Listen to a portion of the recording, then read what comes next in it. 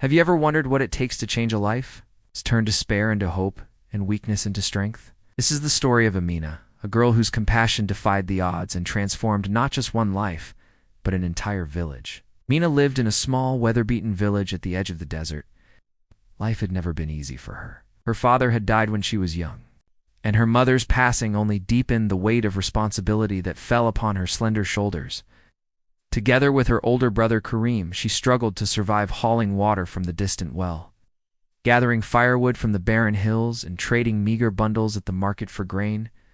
Every day was a cycle of exhaustion, yet Amina carried with her a softness, a spark of compassion that refused to die even in hardship.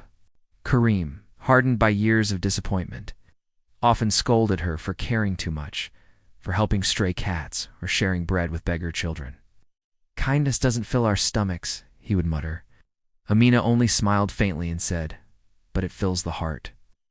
One sweltering afternoon, as Amina walked home from the well with a clay jar balanced against her hip, she noticed a dark shape near the roadside. At first she thought it was only a pile of discarded cloth, but then the bundle stirred weakly. Stepping closer, she saw a young black colt, its body little more than bones under dull skin, tangled in a rope that had once tethered it. Its eyes were sunken and clouded with exhaustion, yet when they met hers, a flicker of pleading shone there. Amina's breath caught. Someone had abandoned the poor creature to die beneath the blazing sun. She knelt beside it, running a gentle hand along its neck. The colt let out a faint whinny, too weak even to rise. Amina felt tears burn her eyes. She loosened the rope, dipped her hand into the jar, and let cool water trickle against its lips. The animal lapped desperately, as if clinging to the last thread of life. When Kareem found her there, he groaned.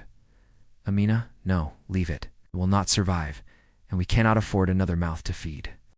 But she shook her head with quiet resolve. "If I walk away, its death will be on me. I will not abandon it." Against Kareem's protests, she coaxed the colt to its feet. With patience and whispers, she guided the trembling creature back toward their home. She named him Shadow for his black coat that seemed to swallow the light even in weakness. The days that followed tested Amina's endurance. Shadow could barely stand, collapsing often in the dust. Villagers shook their heads when they saw her fetching scraps of grain or bruised vegetables from the market stalls. "Foolish girl," one man said. "That animal will be dead by tomorrow." Another laughed. She should spend her time helping Kareem, not wasting it on a dying beast. Even Kareem's patience wore thin. "You work yourself half to death for nothing," he scolded one evening. "The village already thinks you are soft-headed. Let it go, Amina." But she refused. Each dawn, she carried water to wash Shadow's wounds. She mashed roots and herbs into paste to ease his stomach. At night, she sang lullabies her mother once sang to her. The colt would lay its head against her lap, breathing shallowly, and somehow she believed he understood. Little by little, change came. Shadow began nibbling grass on his own, stood longer before collapsing. His coat grew darker, shinier, as if the life within was rekindling. The first time he whinnied with strength, Amina's heart soared. Weeks passed and Shadow grew steadier. Soon he could carry small bundles of wood on his back, easing the burden for Kareem. At the market, people stared when the black colt trotted proudly beside Amina. The same villagers who had mocked her now whispered in surprise.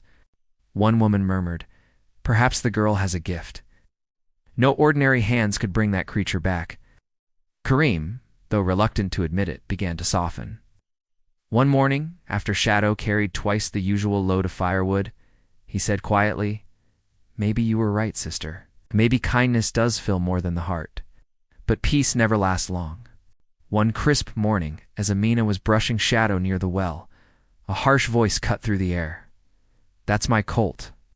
She spun around to see a man she vaguely recognized, Hassan, a coarse villager from a neighboring settlement. He swaggered forward, eyes gleaming with arrogance. "Left him when he was useless, but now he's fattened and strong." "Hand him over." Amina felt anger rise. "You abandoned him to die. I saved his life. Shadow is mine." Hassan sneered.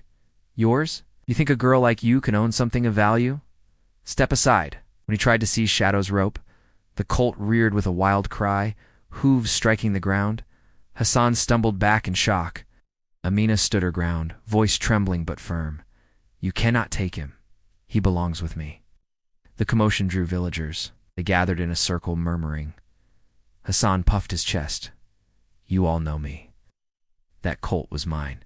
She stole him. Oh. But instead of siding with him, voices rose in Amina's defense. An elder shook his head. We saw the state you left that poor creature in. You forfeited your right. The girl gave him life, another villager added. She turned him from bones to strength. Shadow is hers. Hassan's face twisted with fury. This is not over, he spat, before storming away. That day marked a turning point, where once people ridiculed Amina. Now they looked at her with respect. Children came to stroke Shadow's mane. Women greeted her warmly at the market. Even Karim felt pride swell in his chest when neighbors praised his sister's devotion. For Amina, though, the greatest reward was simpler each time. Shadow nuzzled her shoulder or trotted beside her as she sang. She felt a bond deeper than words. He was more than an animal. He was a friend, a partner, a reminder that compassion could defy despair. Months passed. With Shadow's help, their lives grew easier. They carried larger bundles of wood, fetched water faster, earned more coins at the market. Karim began planning repairs to their crumbling roof, and for the first time in years, the future seemed less bleak. One evening, as the sun bled crimson across the horizon, Amina stood beside Shadow on the ridge above the village. The colt had grown tall, his muscles sleek under the fading light. She rested her hand on his neck and whispered, We saved each other, didn't we? Shadow whinnied softly as if in answer.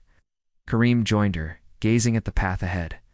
Together, he said quietly, We will walk it together. And so the three of them, girl, brother, and black colts, stepped forward into the twilight. Their shadows stretched long behind them, but ahead lay hope, strength, and the certainty that kindness could carve a future brighter than fear.